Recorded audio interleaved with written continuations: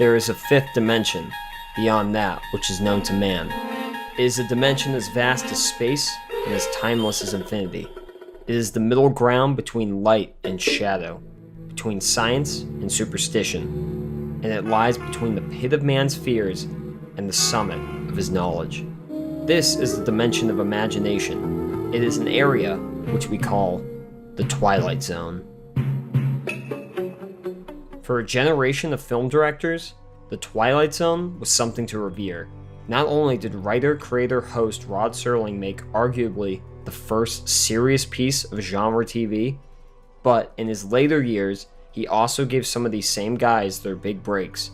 Most notably, a young Steven Spielberg on the pilot of Night Gallery, who would have been fired by star Joan Crawford had Serling not intervened. Appropriately, it was Spielberg himself who helped hatch the idea of a big screen version of The Twilight Zone, but little did he know the events that took place the evening of July 23, 1982, would cast a shadow over the resulting film that nobody involved, including Spielberg, then novice producers Frank Marshall and Kathleen Kennedy, and most notoriously, director John Landis, would ever truly be able to escape.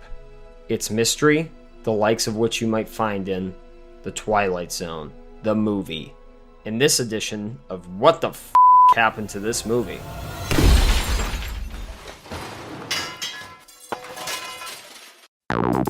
Flashback to the early 80s. At a time when young directors, the so-called movie brats, were becoming the dominant power in Hollywood, none was bigger than Steven Spielberg. Coming off of Raiders of the Lost Ark, Spielberg was in a position to get the phone book made as a film had he chosen to do so. According to Stephen Farber's book, Outrageous Conduct, the genesis of Twilight Zone the movie came during a meeting when then-head of production at Warner Brothers, Terry Semel, casually mentioned it to Spielberg as a property they had available. Yet, Spielberg was too busy with E.T. the Extraterrestrial to divert his full attention to the project. Instead, he decided to stick to the original spirit of the show, dividing the 2-hour film into 4 half-hour segments, each to have its own director. To help him steer the ship, he partnered with John Landis. At the time, Landis' career was almost as hot as Spielberg's. His Animal House had been a smash success, while The Blues Brothers, despite going over budget, and stories of John Belushi's debauchery from the set, was another hit. He switched gears with the horror comedy An American Werewolf in London, whose transformation effects, courtesy of Rick Baker, were seen as a game changer for the industry. Landis and Spielberg were friends at this point, with them cameoing in each other's movies. Can I help you? And it was agreed that the two would produce the film independently for Warner Brothers, with little studio meddling, as long as they agreed to stick with a 2-hour running time and a PG rating. It was decided that Landis would direct the opening prologue, as well as the first segment, which was to be the only original story in the film, with the rest all being adaptations of episodes. To direct the other 2 installments, they settled on Joe Dante, who was then coming off of The Howling, ironically, a movie that was seen as a rival to Landis' Werewolf, and Australian director George Miller, then basking in the success of The Road Warrior. Each was to be left alone to do their segments, with executive producer Frank Marshall then in charge of the day-to-day. Landis' segment was to be about a middle-aged bigot forced to see the world through the eyes of those he despises. One scene, which was to be his redemption, involved him stuck in Vietnam and called for him to rescue 2 children in the midst of a helicopter attack. For the part, he chose middle-aged actor Vic Morrow, then best known for the World War II TV series Combat. Morrow's career was in decline, with him accepting role after role in schlocky Italian B-movies like Great White. For him, this seemed to be a golden opportunity, and the actor proved to be a trooper, doing many of his own stunts, and was apparently well-liked by all on a tense set, with Landis having the reputation as a hot-tempered perfectionist.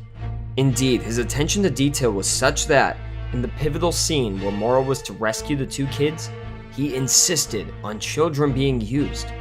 In addition to Morrow himself, in a situation that might have relied on stunt performers and dummies on another movie. What exactly happened that night has been debated over and over. The movie was being shot at Indian Dunes near Magic Mountain. A helicopter crashed during the filming of a Vietnam battle scene. and led to a long trial in which Landis and associate producer George Fossley Jr. went on trial for manslaughter. But what is known without doubt is this. 2 children, 7-year-old Micah Din Lee and 6-year-old Renee Shin Yi Chen, were hired without permits and paid under the table in order to circumvent California's child labor laws, which didn't allow kids to work at night. Allegedly, Fossley Jr. also hid the kids from a fire safety officer who also worked as a welfare worker. What happened after is among the worst mishaps in film history, in which a Bell UH-1 Iroquois helicopter, in the middle of shooting a dangerous scene, crashed on top of Morrow and the 2 kids. Morrow and one of the children were decapitated. The other was crushed. The film was shut down, briefly, but eventually was started up again. Landis' segment, and what has to be one of the craziest moves in Hollywood history, was left in the film, meaning Morrow is still in the movie, although all footage involving the kids was deleted. A new ending was made out of the existing footage, and Landis moved on to make Trading Places, with Eddie Murphy and Dan Aykroyd. Spielberg, who despite an urban legend to the contrary, was not on set that night, and apparently had no knowledge of the kids being hired illegally, had to return and film his segment, as did Dante and Miller, all of whom did their best to keep the film intact. But according again to Farber's book, Spielberg was a broken man at this point and went through the motions.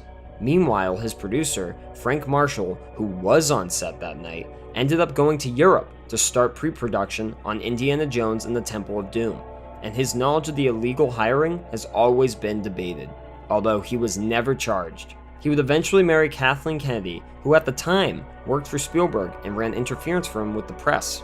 Spielberg only ever commented on the record about it once, saying the accident made everyone who worked on the movie sick to the center of our souls. While never calling out Landis directly, he did say, "No movie is worth dying for." I think people are standing up much more now than ever before to producers and directors who ask too much. If something isn't safe, it's the right and responsibility of every actor or crew member to yell, "Cut." Indeed, the incident apparently ended both Landis and Spielberg's working and professional relationship. Eventually, Morrow's children, including actress Jennifer Jason Leigh, would file and settle a wrongful death lawsuit against Warner Brothers, John Landis, and Steven Spielberg. The terms have never been disclosed. The film was eventually released on June 24, 1983, when it grossed $29,450,919 domestically. It wasn't a financial disaster, but it was seen as far below average for all involved. The reviews were mixed.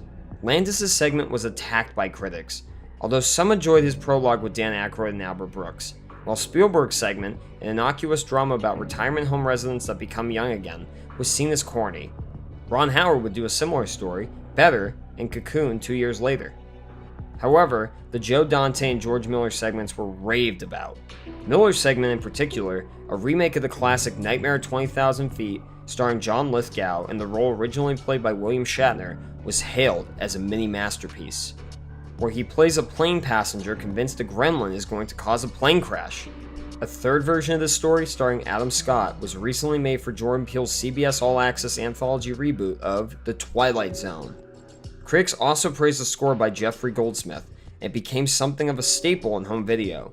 Ghoulishly, something else that became a staple of home video was footage of the helicopter accident, which made its way into the infamous Faces of Death video series. Even more graphic footage of the accident can easily be found on the internet, including YouTube, with the footage somehow leaking during the resulting trial, which took place in 1987. At this trial, Landis and Fossley Jr. found themselves on trial for manslaughter, but in the end, they were acquitted in what's considered a controversial decision. Initially, Landis' career seemed to bounce back nicely, with Trading Places and his video for Michael Jackson's Thriller cementing his place on the A-list. His Into the Night became a cult classic, while Spies Like Us and The Three Amigos were both hits. However, as the publicity around the trial started to ramp up in '87, Landis' career hit a slump. He was hired for Coming to America by his good friend Eddie Murphy, but the two infamously clashed on set. Things really came to a head years later, where Murphy gave an interview to Playboy where he said, "I don't want to say who was guilty or who was innocent, but if you're directing a movie and 2 kids get their heads chopped off at f***ing 12 o'clock at night when there ain't supposed to be kids working, and you said action, then you have some sort of responsibility. So my principals wouldn't let me go down there and sit in court. That's just the way I am. If somebody in my family was guilty of something, I wouldn't sit there for them in the courtroom and say, 'You've got my support.' That. The most it would be is, 'Hey, you go work that out. I still love you. I'm still your friend.'" Murphy grew to despise Landis so much that he even went so far as to say Vic Morrow has a better chance of working with Landis than I do. Even still, the two reteamed 6 years later for Beverly Hills Cop 3, which would wind up being one of Landis' last major films. His Blues Brothers 2000 and The Stupids were major flops, but arguably, it was the release of Stephen Farber's outrageous conduct that really hurt his career. With Landis' actions on the set and in the aftermath laid out in excruciating detail. Indeed, Landis never seemed to escape the shadow of the book. When we were working on Masters of Horror, he was up doing prep for his episode, which was going to shoot after us. He was walking around the sound stages one day, and there was a Teamster sitting there reading the book, Outrageous Conduct, about the helicopter accident, about the entire incident. Just reading it openly while John's walking back and forth. And John noticed it, and the guy was making sure John noticed it, and John didn't say anything. And then finally, about the third time he walked by, the guy cleared his throat and said, "Hey, John, I was wondering, would you sign this for me?" The balls on him kind of blew my mind. John's reaction, John stopped and he said, "Look, man, I really don't appreciate that." And he kind of explained to him where he was coming from, which is, "Look, I've had to deal with this for a long time.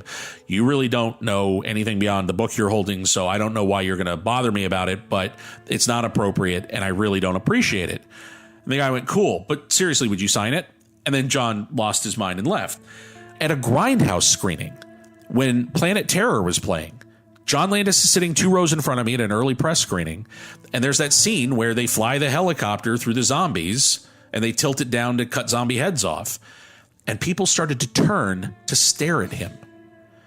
It drove it home to me that he carries that with him everywhere, and that no matter what he does or where he goes, it's a constant reminder. So anybody who thinks he got off light...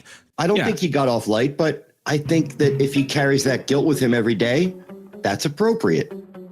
As for The Twilight Zone, with the series on CBS All Access getting good reviews and ratings, it doesn't seem to be going anywhere. Although the film, as it is still a reminder that in many cases, truth is stranger than fiction.